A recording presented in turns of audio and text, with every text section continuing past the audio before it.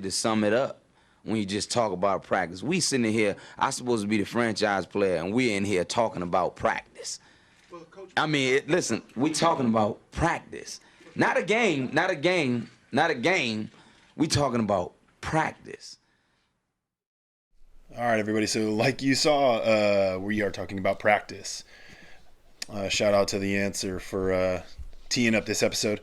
As you can tell, Chris again. Happy Friday, everybody. It's gonna be a morning episode that I'm gonna release. So no beer because I'm not celebrating yet. I got a lot of work I got to do. Really quick. So thank you to Bart and my cousin for letting me know that my comment section was turned off. It is now turned on. Leave comments. I appreciate it. Also, if you find a poker chip around the golf courses, by all means, hit me up. And again, I'll buy you a bucket and a beer. Or if you're under 21, I'll buy you a bucket and maybe a sleeve of balls or something like that. So, all right, let's get into this episode. So I went and I practiced differently. My whole goal this week was practice more efficiently. I'm getting really good at my hands, really good at my stance, really good at all that stuff. The mental game's coming to me a little bit better now. And so what I did is I had 100 balls, large bucket. 80 of them were used to play the course that I'm going to play on Sunday. I actually had the scorecard out and played the course. And 20 of them were used just to kind of hit balls at targets within 120 yards. After the 100 balls, I moved over to the chipping green and I put down 10 balls and hit my 56 until I sank 2 of them. Once I sank 2 of them within the 10, I moved on to my 60 wedge. And same thing, I had to sink 2 before I could move on to my putter.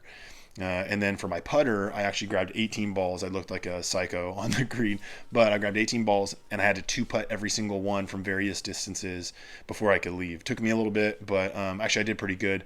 The first time I did it, I had all of them, and then the last one was a deep putt, and I missed my second putt, so I 3-putt my very last one, then I had to start all over again. Anyway, so like I said, I played the course on the driving range, and it's a way more efficient way and a more enjoyable way for me to play it. And so this is hole 1 at Wild Hawk. I literally had the scorecard up at Wild Hawk because I'm playing Wild Hawk Sunday.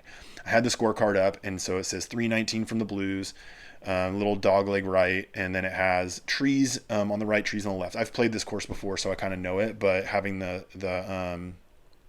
scorecard out helped me a little bit. And so what I did is I practiced it. So this is how I basically did it. Let me pull this up real quick.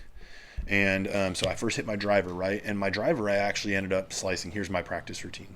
1 half swing, 1 full swing, step up, waggle, and then hit. So this one, I hit my drive. I sliced it a little bit. I didn't close my hands down enough. And I sliced it. And so I was on the right-hand side, which I know would be kind of in the trees a little bit, but it's still kind of open over there where you can hit onto the green. And then I was probably about 90 out would be my guess, something like that. So I grabbed my approach wedge, and because it was on the right, I was aiming on the left because now the green would be on the left, right? And so I hit this about 95, and actually I stuck it. This was a really good shot, but I treated every single shot like I didn't hit the green in regulation, because then I had to do approach game work, right? So this or wedge game work. So this is my wedge. I said, okay, well, what if I shorted it? And I was about 15 to 20 yards out. I picked a little mud pile to hit into, and I nailed it, and it was great. But this is a cool way to practice. It's a good way to think about it. Got me thinking about the course, and it's just kind of an entertaining way to do it. And so I really just wanted to focus on practicing this week. I was supposed to have lessons. My pro got sick, and so I have lessons next week. Anyway, so it's just a way better way of practicing. It's more efficient, more effective. It just feels better. The other thing is I'm getting so used to my hands and all that stuff that my consistency is kind of getting out of control. I'm hitting longer. I got to get my left to right a little bit better. But out of the sand, I'm going crazy. I just wanted to share this one because I love this shot. This is me out of the sand. Shout out to my buddy Lino. Thanks for recording this. But this was 3 feet from the pin. And I've been doing this a lot more lately. It's kind of crazy. The other thing that I'm working on currently is I finished that mental side of the game. I'm going to move on to Ben Hogan's next physical lesson this week as well. But I also Got a new book that I'm reading. It's this one, Harvey Pennick's Little Red Book, and it's just teachings of a guy who his whole life was just teaching people how to golf, pros and high handicappers. So far, so good. I'm enjoying it. I really like the mental side of the game book more right now, but obviously I'm super early on in this book, so it could be a little bit before I actually really start enjoying it.